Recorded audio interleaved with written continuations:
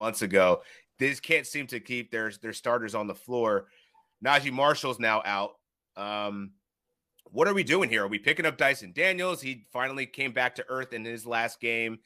Or is it just waiting out the BI return? Is BI going to help save this team along with CJ McCollum until Zion Williamson returns? What do you expect out of the Pelicans here? Yeah, I'm waiting. I'm not picking up Dyson Daniels because the games that you would want for a fantasy streamer have been few and far between for him. Yeah. So I'm not going to pick him up. I think I'll just wait for Ingram. I believe he's listed as probable for Wednesday's game, if I'm not mistaken. So he should be back pretty soon. Zion, we'll see with that, but I think this preserves Trey Murphy's value for sure. I think he's someone to hold on to even after their hole, but I think he's probably the big winner here. Dyson Daniels, I'm not really going for that right now. Yeah, it was tough. I picked him up for a DFS. It was pretty much a DFS play. I lucked out on a Sunday because I was trying to figure out who between him and Larry Nance Jr. And it seemed like he was getting the edge, at least in the short term. But even Larry Nance, I thought would probably have a little bit more success in his return. But he hasn't really found his groove yet. So, yeah, I think this is really just waiting out BI and seeing how he does. Curious to see. It's been a long time, man. This guy's been, questionable, downgraded. The timelines constantly move. So hopefully he's back and healthy and ready to actually play basketball. Speaking of healthy and ready to play basketball, Jonathan Issac actually had a really good game. Mm-hmm. Like we were making jokes about his return and not being realistically an option for fantasy, but I don't know. I'm not picking him up just yet, but I'm encouraged by what I saw. He had a couple plays where knocked down a three, locked down Jaylen Brown, led the fast break got an assist there. I think you saw what everyone's been hyped and so excited about for his career if it didn't get marred by injuries. But I thought it was really telling what Jaylen Brown said about how the Orlando Magic just pose a very unique problem for NBA teams. Like they're just extremely long, athletic. They're just different. And it's weird that they're the team that seems to be the kryptonite for the Celtics. But just want to get your thoughts on one, Jonathan Issac, and also what Jaylen Brown said. Yeah, I've come around on Isaac. Is he did what he did the other night in 10 minutes. I don't know when that threshold will kind of be lifted or increased, I should say.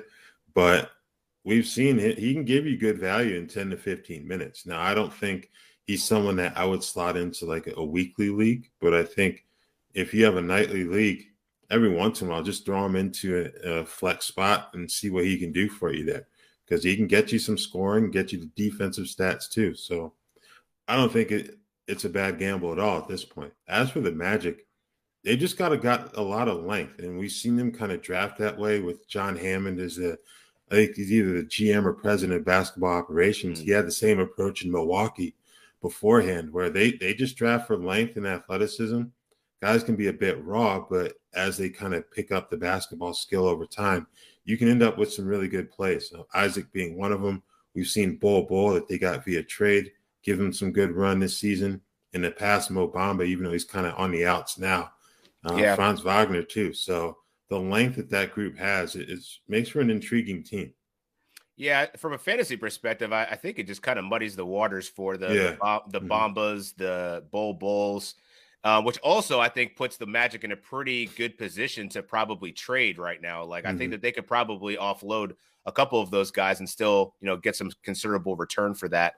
Just given how well they've played in the short amount, the stints of time throughout the season. So yeah, definitely interesting there, man. And then lastly, the Blazers, they're 3-7 and over their last 10. Do you see any changes coming about? Billups did hint at some potential lineup changes, and if that did happen, who do you think that would be really predicated around? I think it's going to be Gary Payton II and Nasir Little. I think those two are going to have to play a bit more than they have been. Obviously, in the case of Payton, they've been kind of working him back in steadily just because of the injuries. But I think those guys are going to have to play more. Shaedon Sharpe, I think, is going to end up taking a hit.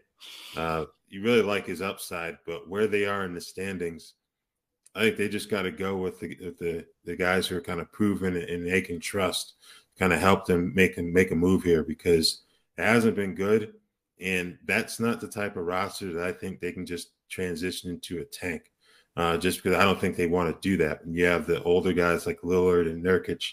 You don't want to tank at all. Yeah, you definitely do not. They're sitting in 13th in the Western Conference right now, but they're only a couple of games out of the 7th spot. So, I mean, they're definitely in the hunt right now. So I think it makes a lot of sense to get those defensive players in there like Gary Payton. Shaedon Sharpe, as you said, great talent, a lot of potential, but yeah, I think that it might be a little bit too early to have him so reliant in this rotation right now. But yeah, Dame's been going off though. So shouts to Dame. I know he got a little bit frustrated after a press conference there, but I think it's warranted, man. He's playing at an elite level right now. And I think he just needs a little bit more. And I think it also could come from Anthony Simons. He's really just been a points and threes guy. Yeah. I would like to see him do a bit more. But yeah, we'll see what happens with these Portland Trailblazers.